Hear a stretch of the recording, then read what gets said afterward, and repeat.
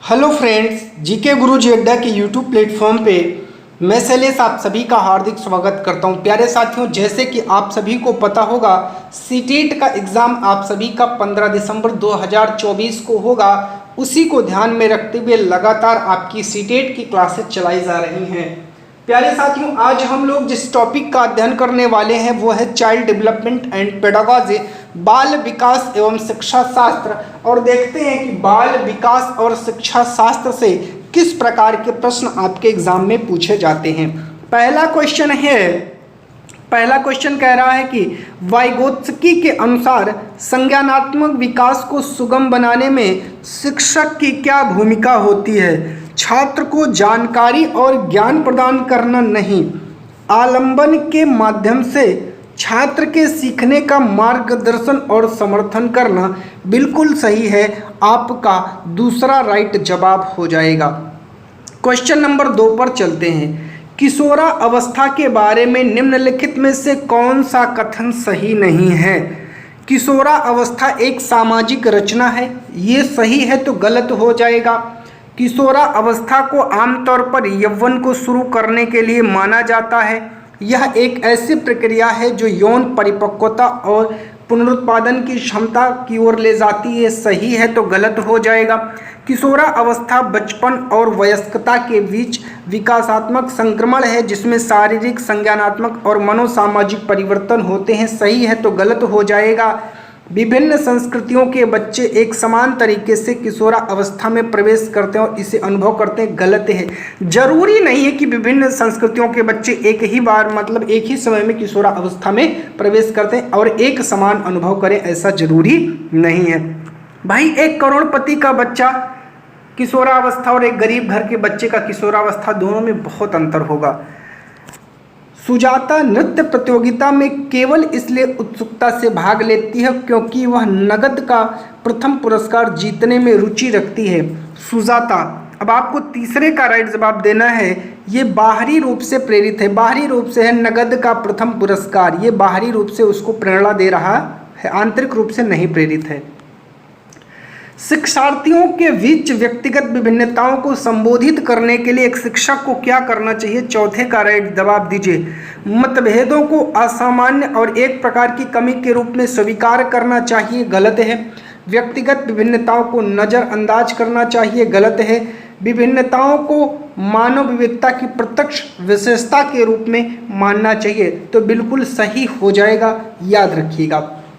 5 पर चलते हैं। क्वेश्चन नंबर 5 क्या कह रहा है। कह रहा है कि जीन पियाजे का मानना था कि ज्ञान है, तो ज्ञान क्या है। पर्यावरण से निष्क्रिय रूप से पारित होने के बजाय बच्चे द्वारा निर्मित किया जाता है, बिल्कुल आपका पहला राइट जवाब हो जाएगा। 6वां क्या कह रहा है। एक प्रगतिशील कक्षा में आकलन क्या होता है, तो प्रगतिशील कक्षा में एक गतिशील आकलन जो है वो गतिशील होता है, याद रखिएगा।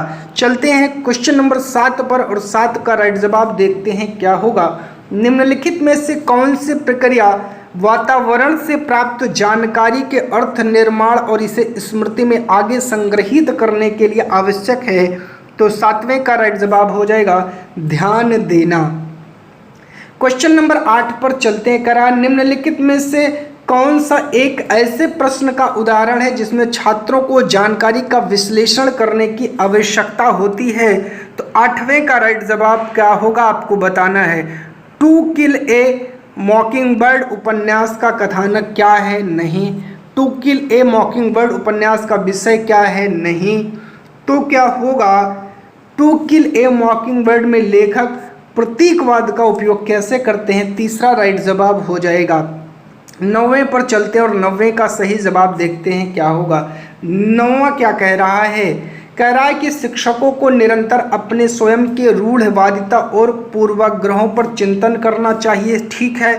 सांस्कृतिक रूप से उत्तरदायी शिक्षण का अर्थ है कि शिक्षक चिंतनशील हो, बिल्कुल सही है और ये इसकी व्याख्या करता है, इसलिए पहला राइट जवाब हो जाएगा। क्वेश्चन नंबर 10 पर चलते हैं। कोहल वर्ग के नैतिक विकास के सिद्धांत की कैरोल गिलिगन की आलोचना का केंद्रीय तर्क क्या है, तो देखभाल की नैतिकता और नारीवादी दृष्टिकोण, पहला राइट जवाब हो जाएगा।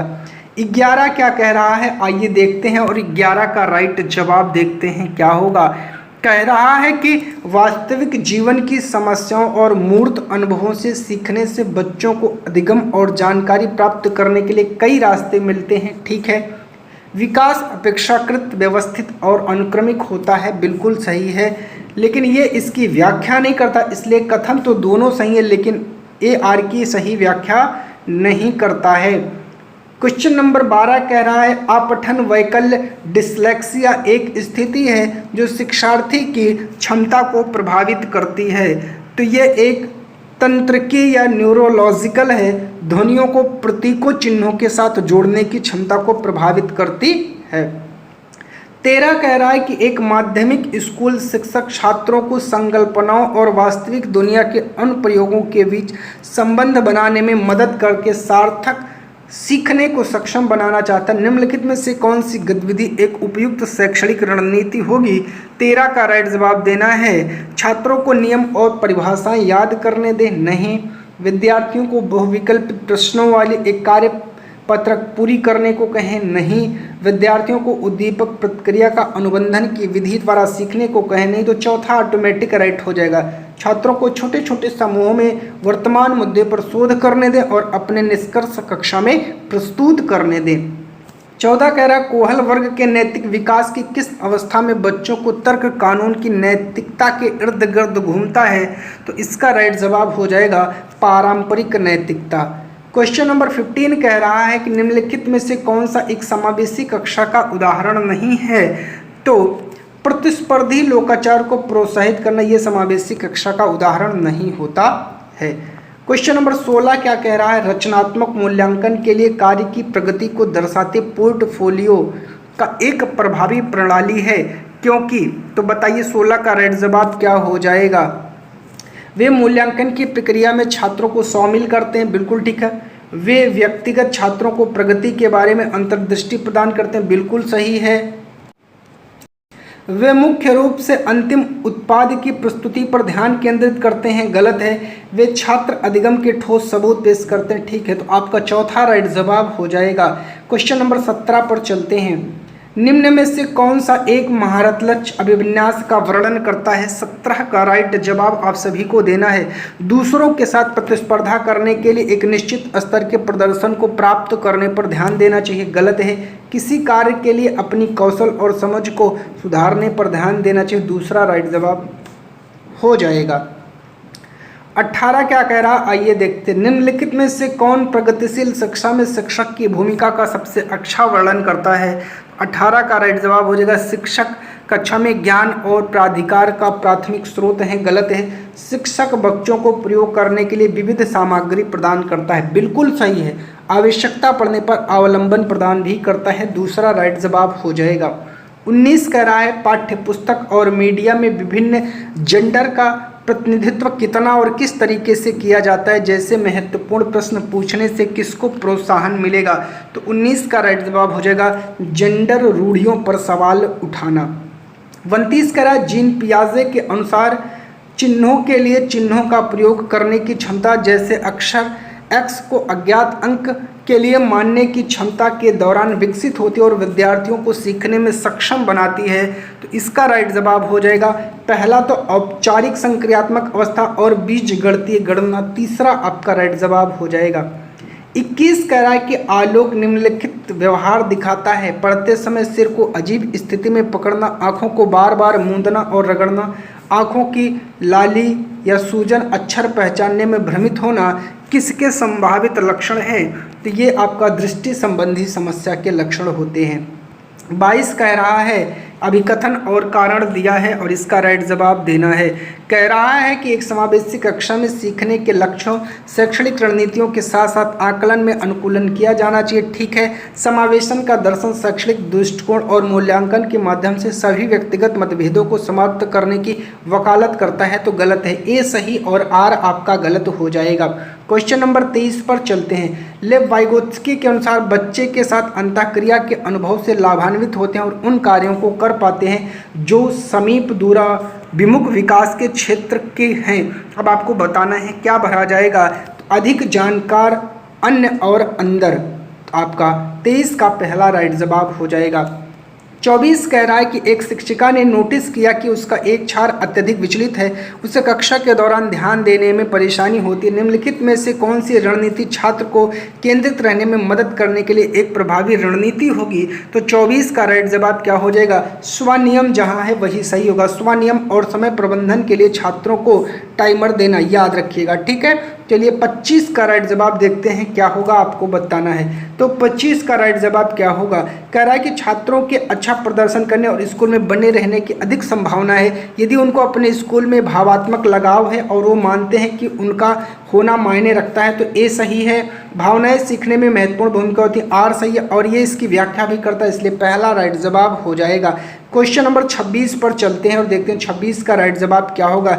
निम्नलिखित में से कौन सा संरचनावादी अधिगम सिद्धांत का एक मूल सिद्धांत है? 26 का राइट जवाब दीजिए। शिक्षकों के छात्रों को प्रत्यक्ष निर्देश और स्पष्ट मार्गदर्शन प्रदान करना चाहिए, गलत है। अधिगम तब होता है जब छात्रों को शिक्षकों से सही उत्तर और पुष्टि मिलती है, गलत है। छात्र अपने पर्यावरण के साथ सक्रिय और संलग्नता के माध्यम से अपने ज्ञान का निर्माण करते हैं, बिल्कुल सही जवाब हो जाएगा तीसरा। 27 क्या कह रहा है? आइए राइट जवाब देखते हैं क्या होगा। कह रहा है कि एक बच्चा किसी कार्य को करने में जितना कम सक्षम होता है, शिक्षकों को उतने ही अधिक संकेत और इशारे देने चाहिए, और जैसे जैसे बच्चा अधिक से अधिक कर सकता है, शिक्षक को कम से कम मदद करनी चाहिए, बिल्कुल सही है। बुद्धि को बुद्धिलब्धि की गणना करके सटीक रूप में नहीं मापा जा सकता, बिल्कुल सही है। देखिए ए और आर दोनों सही है, लेकिन आर का ए से किसी प्रकार का संबंध नहीं, इसलिए दूसरा राइट जवाब हो जाएगा। 28 पर चलते हैं। निम्नलिखित में से कौन सा एक सामाजिकरण की प्रक्रिया की विशेषताएं हैं? तो 28 का राइट जवाब क्या हो जाएगा, आपको बताना है। वह एक रेखीय प्रक्रिया है? तो नहीं, यह एक जटिल प्रक्रिया सही, बहुआयामी प्रक्रिया सही, विभिन्न संस्कृतियों में विशिष्ट रूप से होती है, सही है। तो आपका इसका राइट जवाब तीसरा हो जाएगा। 28 का 3 राइट जवाब हो जाएगा। 29 पर चलते हैं। 29 क्या कह रहा है, आइए देखते हैं 29 का राइट जवाब क्या होगा।